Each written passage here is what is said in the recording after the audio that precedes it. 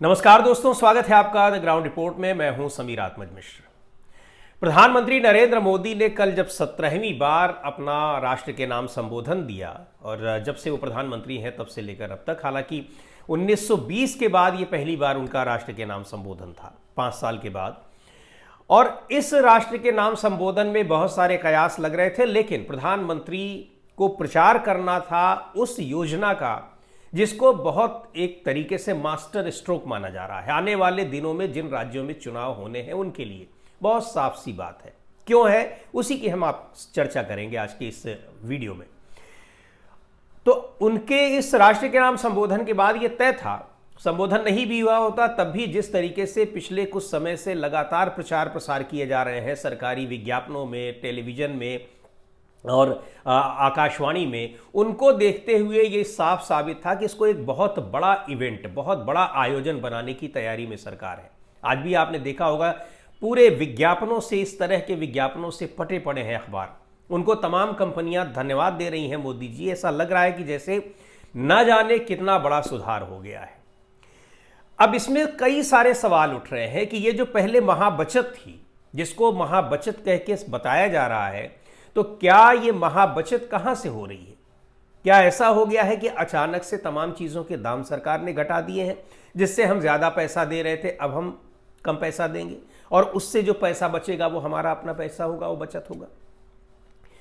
या फिर सरकार कुछ और रियायत दे रही है कंपनियों को, और वो कंपनियां हमको और आपको यानी अपने कस्टमर्स को रियायत दे रही हैं? पर ऐसा कुछ नहीं है।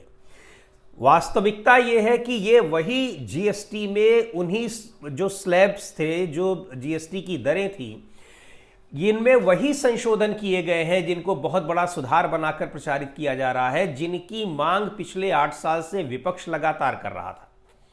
व्यापारी इसको लेकर तमाम आंदोलन कर रहे थे, मांगे हो रही थी, लेकिन ये घटाने की बजाय ये बढ़ता ही चला जा रहा था। टैक्स के दायरे में कोई चीज ऐसी नहीं बच रही थी जिसको छोड़ दिया जाए। तो लेकिन तब सरकार किसी की बात सुनने को तैयार नहीं थी। इसलिए सुनने को तैयार नहीं थी क्योंकि उसके पास पूर्ण बहुमत था, उसको पता था कि कोई कुछ कर नहीं पाएगा। उसके बाद उसको इस बात का भी भरोसा था कि उसने पूरे के पूरे सिस्टम को इस तरीके से हिप्नोटाइज कर रखा है, पूरे के पूरे सिस्टम को इस तरह से अपने कब्जे में कर रखा है। इस बात का उसको भरोसा था कि वो कुछ भी जनता को पीड़ा पहुंचाने वाले, नुकसान पहुंचाने वाले कोई भी कदम उठा लेगी, उसका बाल बाका नहीं होना है, चुनाव में उसको कोई हरा नहीं पाएगा। लेकिन 2024 के चुनाव ने यह दिखा दिया कि पूरे के पूरे सिस्टम पर चाहे आप जितना कब्जा कर लो, और ये कब्जा करने की बात ये मैं नहीं कह रहा हूं, ये विपक्ष, देश का विपक्ष, तमाम जो बौद्धिक संगठन है, ये लगातार कह रहे हैं, और अब तो सीधे सीधे सबूत दिखाए जा रहे हैं। खैर, सरकार को फिर भी भरोसा था, लेकिन यह भरोसा उसका 2024 में टूटा। 2024 में जब यह भरोसा टूटा और पूर्ण बहुमत की सरकार चलाने का जो पिछले कई दशक से प्रधानमंत्री नरेंद्र मोदी का, पिछले 2 दशक से वह पहले गुजरात में रहा, उसके बाद 10 साल से केंद्र में रहा, वो भरोसा उनका थोड़ा सा टूटा, और उनको लगा कि नहीं, कल्याणकारी योजनाओं का भी कुछ फायदा होता है। जनता जब पीड़ित हो जाएगी तब वो आपको सीधे जमीन पर लाकर पटक देगी। तो लोकतंत्र में जनता की भूमिका बहुत बड़ी होती है। अब ये सवाल है कि आखिर क्या किया? तो इसी में आप ये समझ लीजिए कि कोई चीज 50 रुपए की मिल रही है, उसके दाम बढ़ाकर कर दिए गए 100 रुपए, और बाद में कहा गया कि लीजिए हमने इसको सीधे हटाकर 10 रुपए कम कर दिए और 90 रुपए का आ गया। यानी दे तो आप उसका 50 रुपए रहे थे। जैसे आप गैस सिलेंडर वगैरह के दाम देख लीजिए, गैस सिलेंडर के दाम कहां थे, बढ़ाकर कहां कर दिया गया, और जब किसी दिन 5 रुपए 10 रुपए की छूट उसमें दे दी जाती है तो उसको ऐसे प्रचारित किया जाता है जैसे कितनी बड़ी आपको छूट दे दी गई। अरे वो चीज तो 400 रुपए में मिल रही थी जिसको आप 1000 रुपए में आज दे रहे हैं, उसमें आप 25 रुपए कम कर देंगे तो उसका क्या होगा? खैर, तो ये वही चीज है, और सरकार इसको इस तरीके से सुधार के तौर पर पेश कर रही है। गरीब, मध्यम वर्ग, युवा, किसान, व्यापारी, महिलाएं, प्रधानमंत्री ने खुद कहा, हमारे देश के गरीब, मध्यम वर्गीय लोग, न्यू मिडिल क्लास, युवा, किसान, महिलाएं, दुकानदार, व्यापारी, उद्यमी सभी को ये बचत उत्सव का बहुत फायदा होगा। ये सारे लोग इससे लाभान्वित होंगे निश्चित तौर पर। जब ये बढ़ रहे थे, यानी जो बचत आप महाबचत जिसको बता रहे हैं, जब ये महालूट बनी हुई थी, तब जो लोग पीड़ित हो रहे थे, तो निश्चित तौर पर आपने थोड़ी सी कमी की है तो राहत तो महसूस होगी निश्चित तौर पर। हालांकि अभी ये भी है कि फौरी तौर पर ये राहत कितनी मिलने वाली है, अभी ये राहत मिलने में भी समय लगेगा, क्योंकि आप बाजार जाइए, अगर देखिए वहां पर सारी चीजों के दामों में कोई कटौती आपको नहीं दिखाई पड़ रही है। इंपैक्ट कब होता है? और हां, प्रचार करने के लिए कंपनियों को भी कहा गया है कि वो ये बताएं कि पहले कितना दाम था, अब कितना दाम हुआ है, और ये दाम में जो कमी आई है ये प्रधानमंत्री नरेंद्र मोदी की वजह से आई है, इसके लिए उनको धन्यवाद दीजिए। तो प्रचार प्रसार तो पूरा जबरदस्त तरीके से इसका हो रहा है, और प्रधानमंत्री ने खुद कहा कि जो पुराने टैक्स जंजाल से लोगों को निकालने की ये कोशिश है। तो अब ये जान लीजिए कि पुराना टैक्स जंजाल कौन सा था। ये वही टैक्स जंजाल था, और इसको सुधारों के रूप में ऐसे पेश किया जा रहा है जैसे ये किसी पुरानी सरकार ने लगाए हुए थे। तो वास्तविकता ये है कि ये इसी सरकार के लगाए हुए टैक्स थे, इसी सरकार के बढ़ाए हुए टैक्स थे। 4-4 स्लैब किया गया था, मांग हो रही थी कि 2 ही स्लैब रखे जाएं। आखिर में आए आप उसी पर आए, लेकिन तब आपकी हेकड़ी इतनी ज्यादा थी, आपको अपने बहुमत का इतना अहंकार था, आपको अपने पॉलिटिकल नैरेटिव पर इतना भरोसा था कि आप जो कुछ कह देंगे, जो कुछ कर देंगे, जनता उसको मानने के लिए, उसको झेलने के लिए अभिशप्त है। लेकिन 2024 के लोकसभा चुनाव ने यह साबित कर दिया कि ऐसा नहीं है। खैर, अब इनको यह है कि किए तो बहुत देर से, लेकिन फिर भी किए हैं तो इसका फायदा निश्चित तौर पर मिलेगा। लेकिन एक बात और भी है, बहुत सारी चीजों पर जो जीएसटी की दरें थी बहुत ज्यादा थी, उनको कम करने की मांग, या कुछ ऐसी चीजों पर जैसे इंश्योरेंस कंपनियों, हेल्थ इंश्योरेंस है, उन चीजों पर जीएसटी हटाने की मांग पार्टी के अपने नेता कर रहे थे, सीनियर नेता कर रहे थे, लेकिन सरकार ने तब भी ध्यान नहीं दिया। अब जीएसटी को टैक्स, इंश्योरेंस को टैक्स के दायरे से, हेल्थ इंश्योरेंस को टैक्स के दायरे से हटा दिया गया है। पर जो इंश्योरेंस कंपनियां हैं, उनका ये कहना है कि वो तो उनकी इनकम इससे कम हो जाएगी, लेकिन उनके खर्चे जो हैं वो तो ही रहेंगे। तो करेंगी क्या? वो अपना जो प्रीमियम होगा उसके रेट वो बढ़ा देंगी। तो ऐसा नहीं है कि वो कंपनियां आपके कहने से आपने जीएसटी घटाया है, लेकिन अगर उनको फिर भी नुकसान हो रहा है तो लोगों पर वो टैक्स, वो लोगों पर उसकी कीमत ही बढ़ा देंगी, जो प्रीमियम की कीमत है। खैर, अब ये क्या होगा ये तो देखा जाएगा, लेकिन इंश्योरेंस कंपनियां इस राह से बहुत नाखुश हैं, क्योंकि उनके ऊपर भार बढ़ने वाला है, आर्थिक भार बढ़ने वाला है। और सबसे महत्वपूर्ण बात तो ये है कि ये जो रिफॉर्म की अचानक ये घोषणा की गई है, ये की इसलिए गई है कि आने वाले दिनों में चुनाव है कई राज्यों में। बिहार में तो बिल्कुल अब घोषणा ही होने वाली है, असम में चुनाव है, उत्तर प्रदेश में है, फिर पश्चिम बंगाल में भी होंगे, कई सारे राज्यों के चुनाव आने वाले दिनों में है। और सरकार को ये लग रहा है कि अगर हम उसको मध्य वर्ग को राहत देंगे और इस तरह से उसको प्रचारित करेंगे तो शायद इसका उस पर असर होगा। लेकिन मध्य वर्ग को भी ये पता है, जिस मध्य वर्ग की बात 8 साल तक नासुनी कर दी गई, पार्लियामेंट में कितने कितने इस पर लेकर विवाद हुआ, लोगों ने सवाल उठाए और कई चीज़ों को इस जीएसटी के दायरे से बाहर करने की कोशिश की मांग की गई, लेकिन कभी नहीं। बजट आया तो अनसुनी कर दी गई वो बातें। तो आज आप क्यों उस पर तैयार हुए हैं?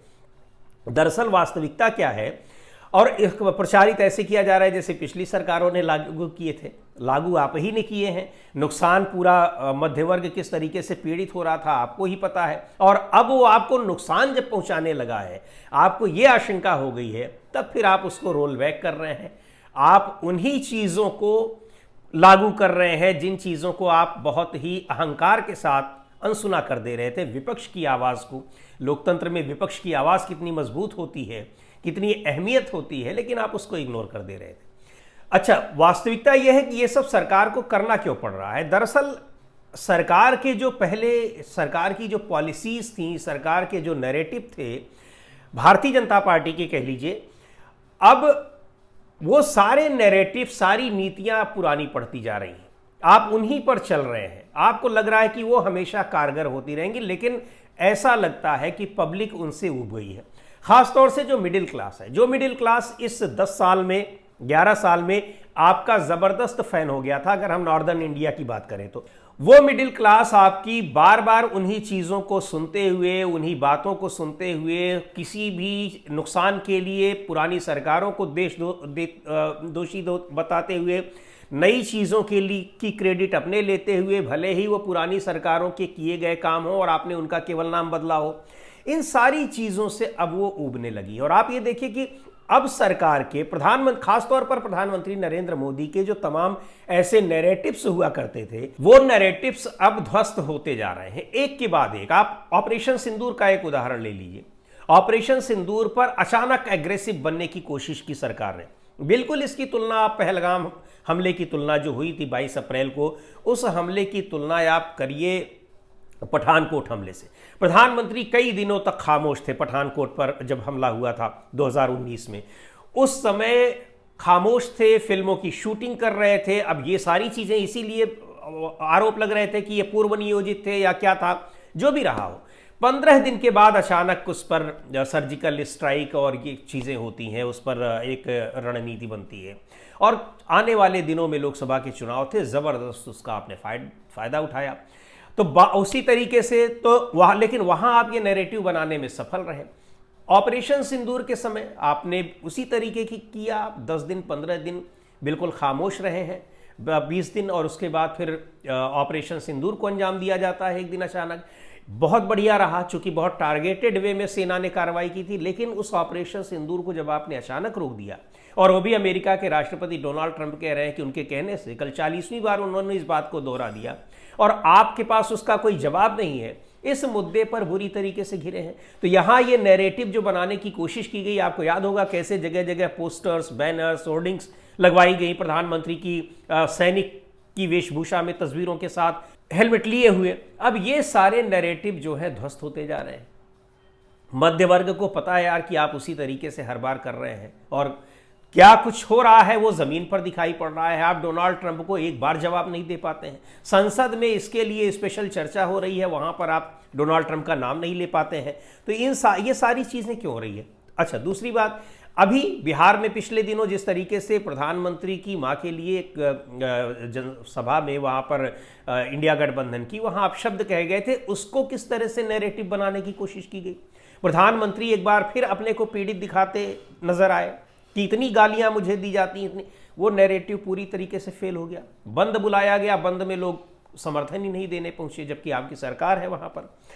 तो ये सब चीजें ये बता रही हैं कि उन नैरेटिव्स पर जैसे कि पहले माहौल बना लिया करते थे प्रधानमंत्री नरेंद्र मोदी, अब वो सारी चीजें खत्म हो रही हैं। और अभी हाल ही में 75 साल पूरे होने पर सबके लिए आपने नियम बनाया कि कोई 75 साल के बाद अपने पद पर नहीं रहेगा। और आप किस धृष्टता के साथ उस पर बने हुए हैं, उसको भी आयोजन बनाने की आपने कोशिश की, और उसके ठीक पहले कि नवरात्र के समय से आप लागू कर देंगे जीएसटी की दरें, ये सब बता रही हैं कि इनके पीछे क्या मकसद है। मकसद ये भी है कि आपके इस्तीफे पर सवाल न उठने पाए, लोग उसको भूले रहें। उसके अलावा आने वाले दिनों में चुनाव में ये मुद्दा किसी तरीके से नैरेटिव बन जाए, सेट हो जाए।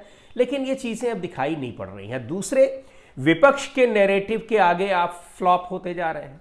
वोट चोरी को लेकर जिस तरीके से इस समय माहौल बना हुआ है, सरकार बुरी तरीके से घिरी हुई है। घिरा तो चुनाव आयोग है, लेकिन चुनाव आयोग की वजह से सरकार कैसे वहां पर, चूंकि उसमें साजिश के एक दोनों की मिली भगत के जरिए भारतीय जनता पार्टी को चुनाव जिताने की जो आरोप लग रहे हैं, उसमें सरकार भी घिरी हुई है। और आरोप लगता है चुनाव आयोग पर, भारतीय जनता पार्टी के लोग आ जाते हैं वो बचाव करने के लिए। तो ये सारी चीज़ें ऐसी हैं कि सरकार अब बैकफुट पर दिखाई पड़ रही है। अपने तमाम उन जो उसके फैसले थे, उसकी नीतियां थी, नियम थे, जिन पर सवाल उठ रहे थे, विपक्ष सवाल उठा रहा था, उनको अब रोल बैक कर रही है एक के बाद एक। लेकिन अब शायद लोगों की नज़र में ये बातें आ गई हैं कि आपके पास वास्तव में क्या एजेंडे हैं, आपके पास वास्तव में क्या पॉलिसीज़ हैं।